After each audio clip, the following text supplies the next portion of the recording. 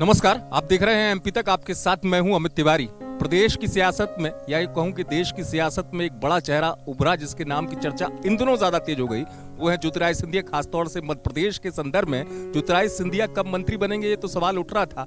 कांग्रेस छोड़ना कितना सही था या गलत था ये भी सवाल उठ रहा था। लेकिन ज्योतिरादित्य सिंधिया केंद्रीय मंत्री बनते हैं और उसके बाद सिंधिया परिवार की चर्चा जो है वो तेज हो जाती है कि ज्योतिरादित्य सिंधिया उस मकाम पर पहुंच पाए, सिंधिया परिवार ज्योतिरादित्य सिंधिया के तौर पर कितना आगे बढ़ पाया।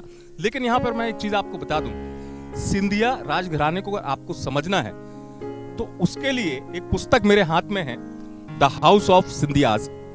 और ये पुस्तक अपने आप में बहुत कुछ बयां करती है। और इस पुस्तक के लेखक मेरे साथ बहुत खास मेहमान राशिद किदवई साहब, जाना पहचाना चेहरा, अच्छे लेखक कहूंगा मैं, बहुत अच्छे लेखक जिनकी किताब जो हमेशा आकर्षित करती है। 24 अकबर रोड हो, नेता अभिनेता हो, मैं इनकी पुस्तकों के संसार से कहीं ना कहीं जुड़ा रहा हूं। तो ये पुस्तक भी सिंधिया राजघराने के बारे में वो चीजें आपको बताएंगी, वो किस्से जो आपने आज तक नहीं सुने होंगे। स्वागत है राशिद साहब। धन्यवाद। मुझे भी आपके साथ जुड़ने में बड़ा अच्छा लग रहा है। राशिद साहब, मैं भी अपने आप को सौभाग्यशाली मानता हूं क्योंकि आपके विचार जो है मैं हमेशा एक आकर्षक करते हैं, आकर्षित मैं स्वयं रहता हूं। ये पुस्तक जो है, इस पुस्तक का एक पहलू में, तमाम पहलुओं पर राशिद साहब बताएंगे हमें, लेकिन एक पुस्तक का एक पहलू जिससे मैं शुरुआत कर रहा हूं पहले सवाल से, जो बहुत कम लोग जानते होंगे। यकीनन मैं कहता हूं इस बात को। पहला सवाल मेरा राशिद साहब से वही रहेगा जो इस पुस्तक का एक किस्सा है, यदि मैं सही हूं। हम सब सुनते हैं, अक्सर ये सुनने में आता है, राशिद साहब मैं अपने चूंकि स्वयं बुंदेलखंड से हूं तो हमारे गांव देहात में ऐसे कहते हैं कि भैया सिंधिया परिवार की क्या बात कहने, बे तो शुरू से ही महाराजा थे। जी जी, लेकिन दिलचस्प बात यह है अमित के वो राजा महाराजा नहीं थे। वही सवाल करूंगा। पहला सवाल देखिए, पहला सवाल राशिद साहब की किताब जो बयां करती है, जो बहुत कम लोगों को पता है, इसलिए इस किताब को पढ़ना आपके लिए जरूरी है। यदि मैं सही हूं, राशिद साहब मुझे करेक्ट करिएगा, वर्ष 1730 जब सिंधिया राजघराना सामने आता है राजघराने के तौर पर, 1730 या 31 जो भी है, यदि मैं सही हूं, एक जूते ने, जी हां, एक जूते ने सिंधिया परिवार को महाराजा बना दिया है। कहूं पहला शासक सिंधिया परिवार से जिसने साम्राज्य की तामीर रखी, एक जूते की वजह से बना, क्योंकि वो महाराजा नहीं थे। वो किस्सा राशिद साहब से मैं सुनूंगा यदि मैं सही। जी शुक्रिया अमित, आपने बहुत दिलचस्प ढंग से इस चीज़ को पेश किया।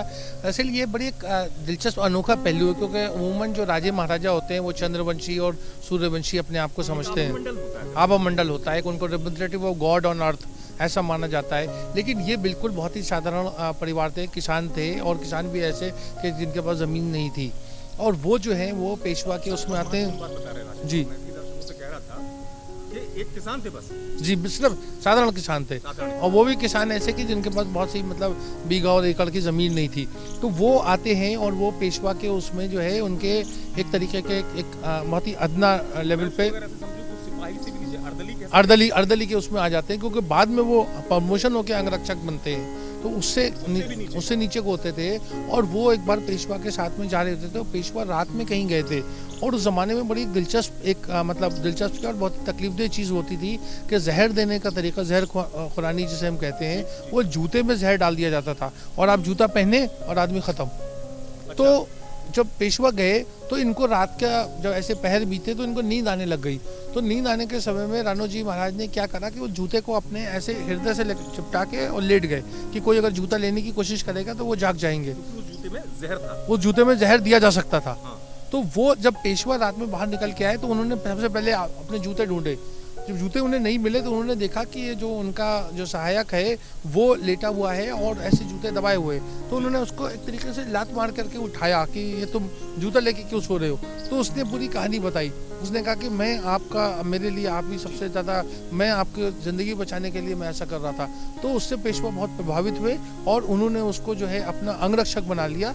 और उसके बाद फिर जिसे कहते हैं कि there is no looking back, उसके बाद फिर उसको साथ अपने साथ जंग में ले गए, और उसके बाद उसको जागीर दी, और फिर उन्होंने आके उज्जैन में 1731 में अपना आकर के साम्राज्य, सिंधिया परिवार, शिंदे थे, शिंदे से वो सिंधिया हो गए, और वो जो है उन्होंने अपना एक साम्राज्य स्थापित किया। ये काफी महत्वपूर्ण जानकारी राशिद साहब। देखिए, मैं दर्शकों से एक चीज जरूर कहूंगा, देखिए एक जूते ने कैसे, पहले अंगरक्षक भी नहीं थे, सोचिए अंगरक्षक से नीचे की जो श्रेणी होती है सेवा करने वालों की, वो श्रेणी थी सिंधिया परिवार की। और यहां से देखिए अध्याय शुरू होता है किसान से महाराजा बनने की कहानी एक जूते की वजह से। ये आपने सुनी। अब यही किताब बयां करेगी तमाम चीजों को, लेकिन मैं खास चीजें ले रहा हूं, जैसे ये किस्सा की बहुत जोड़ना चाहूंगा। और जूते की कथा यहाँ नहीं खत्म हुई। देखिए सिंधिया जो है वो अपने आज भी, चाहे वो ज्योतिरादित्य सिंधिया हो या माधवराव सिंधिया हो या राजमाता या वसुंधरा राजे सिंधिया या यशोधरा जी, तमाम अपने इस साधारण मतलब जो इनका एक अतीत है उसको वो नकारते नहीं हैं, उसको इकबाल करते हैं, उसको मानते हैं। और उसके बाद क्या हुआ कि जब सिंधिया परिवार बहुत ज़्यादा बढ़ गया और जो महाजी महाराज जो थे जिन्होंने बहुत सिंधिया साम्राज्य बढ़ाया, ग्वालियर में उसकी संग बुनियाद रखी और उन्होंने मुगलों को अब्दाली से बचाया। अहमद शाह अब्दाली जो बड़ा क्रूर शासक था और लुटेरे टाइप थे और उन्होंने उससे बचाया। उसके बावजूद जो थे वो उसके बाद जाते हैं फिर पेशवा के दरबार में और वहाँ जाकर के वो अपने आप को वही जाहिर करते हैं। उस किताब को मैंने पूरा एक तरीके का वर्णन पेश किया है कि उन्होंने कहा कि मैं वही हूँ, वो जूता एक डब्बे में रख के ले गए और बोला कि देखिए ये मेरी ये हैसियत है। और उसे पेशवा जो है बहुत प्रभावित हो और उस समय मुगल बादशाह ने उनको अपना वाइस रीजेंट मतलब अपना नंबर 2 माना था। वो बहुत से इनके जो 13 बड़े वो अरबी फारसी के टाइटल है, अलीजा और मुतालिक करके जो कहलाता है कि नंबर 2 मतलब उनको प्रोटेक्टर ऑफ मुगल एम्पायर, इसकी ये टाइटल मिला हुआ था। इसमें एक चीज है शायद आप भी इत्तेफाक रखेंगे जो आपने पढ़ी अच्छी, मैं इसलिए कह रहा था कि इस पुस्तक द हाउस ऑफ सिंधियास को जरूर पढ़ना चाहिए क्योंकि देखिए किसी को बहुत कम पता होगा कि कैसे। तो इससे क्या होता है कि एक राजनेता होना और एक महाराजा होना और महाराजा से राजनेता की यात्रा, यदि मैं सही हूँ, उसमें बड़े सवाल उठते हैं। वो इसलिए उठते हैं कि क्या ये जमीन से जुड़े हैं, लेकिन आपने बताया इस जूते वाले प्रसंग से कि कहीं ना कहीं ये इन लोगों ने उस चीज को कैरी किया लाइफ में। जी, और सबसे बड़ी बात एक और जो हमें जो इनकी एक ख़ास बात है सिंधिया परिवार के, मुझे लगता है कि पूरे विश्व में इसकी कोई नज़ीर नहीं मिलेगी कि 300 साल तक वो एक तरीके का जो ये जो बादशाहत होती है, राजा महाराजे, हाँ वो रहे। और उसके बाद वो आकर के 1947 में हमारा देश आज़ाद होता है तो जवाहरलाल नेहरू जो सिंधिया परिवार के जो मुखिया थे उस ज़माने में जीवाजी राव सिंधिया, उनको राज्य प्रमुख बना देते हैं मतलब गवर्नर। और 56 तक वो गवर्नर रहते हैं और 57 में विजय राजे सिंधिया जिन्हें राजमाता भी कहते हैं वो सांसद हो जाती हैं कांग्रेस की ग्वालियर से 57 और 62 में। तो मतलब 1731 से लेके आज हम 2021 में हैं, एक सिलसिला चल रहा है और उसमें कोई गैप नहीं आया, कायम है। तो ऐसी मिसाल मेरे ख्याल से अनूठी, और यही मैं अपने सुनने वालों को और देखने वालों को बताना चाहूँगा कि यही मेरा कारण था कि मैंने ये किताब क्यों लिखी, हाउस ऑफ सिंधियास।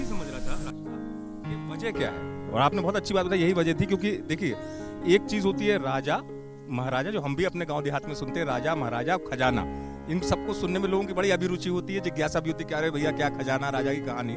लेकिन मुझे राजा से ज्यादा एक राजवंश दिख रहा और राजवंश से ज्यादा जनप्रतिनिधित्व करने वाला एक परिवार।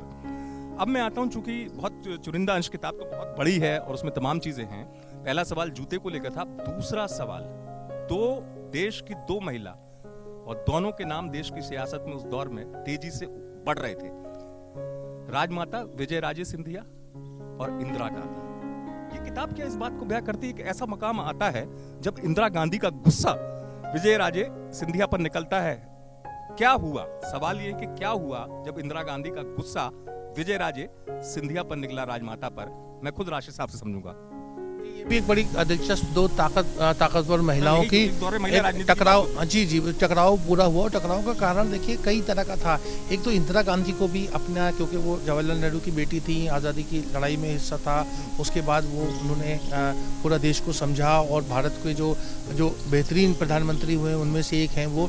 और राजमाता को अपना एक जनप्रतिनिधि होने का और एक ऐसे परिवार से जुड़े होने का बड़ा गर्व था। और उसमें जो 1967 में मध्य प्रदेश की कांग्रेस की सरकार राजमाता ने गिरा दी। और जब गोविंद नारायण सिंह मुख्यमंत्री बने तो इंदिरा गांधी को एक बड़ा झटका लगा उनके मतलब पॉलिटिकल अथॉरिटी को कि कौन एक ऐसा आदमी है जो, और उस समय जो सीधे चुनौती इंदिरा गांधी को थे। और डीपी मिश्रा जिन्होंने इंदिरा गांधी की एक टाइम पे बहुत मदद की थी, जो ओल्ड गार्ड से जो इंदिरा गांधी का कांग्रेस के अंदरूनी राजनीति में टकराव था, उससे राजमाता लड़ गई और राजमाता ने डीपी मिश्रा को मतलब एक तरीके से कहीं का नहीं रखा। तो इन सब चीज़ों से इंदिरा गांधी, और उसके बाद फिर क्या हुआ कि इंदिरा गांधी को लगा, इंदिरा गांधी देखिए रजवाड़ों के शुरू से खिलाफ थी। राजमाता को शुरू से, राजमाता गांधी, महात्मा गांधी से भी उन्हें लगता था, या कांग्रेस से, या आज़ादी का जो एक अहिंसा का जो आंदोलन था, उन्हें लगता था कि नहीं, जो सुभाष बोस कर रहे थे वो सही था, जो चंद्रशेखर आज़ाद कर रहे थे, जो शहीद भगत सिंह कर रहे थे, मतलब अंग्रेज़ों को मार पीट के देश से निकालना चाहिए था, ये नहीं कि सब हम कॉमनवेल्थ के मेंबर बन गए। तो इसको लेकर के उनको एक विचारधारा का मुझे लगता है बहुत फ़र्क था। तो इंदिरा गांधी ने जब प्राइवेट प्रोसेस पे जो राजे रजवाड़ों को जो उनको एक बहुत बड़ी एक वजीफा मिलता था, उस पर उन्होंने नकेल कसने की कोशिश की, तो राजमाता बिफर गई कि अगर 20 लाख रुपए सालाना मिल रहे हैं तो ये कौन सा, मतलब इससे देश गरीब हो जाएगा, ये टकराव हो गया। और इंदिरा गांधी ने उसको, क्योंकि इंदिरा गांधी देखिए कांग्रेस के अंदर लड़ रही थी, बाहर भी, महिला होने का भी उन्हें एक तरीके का डिसएडवांटेज था, उन्होंने ऐसा जाहिर किया कि वो गरीबों की लड़ाई चल रही है, राजे महाराजे रजवाड़े ये अभी भी अपनी सुख और वो उसी तरह का ऐशो आराम चाहते हैं। यहाँ पर छोटा सा ब्रेक, लेकिन सिंधिया परिवार से जुड़ा हुआ किस्सा जानने के लिए अगला हिस्सा जरूर आप देखिएगा।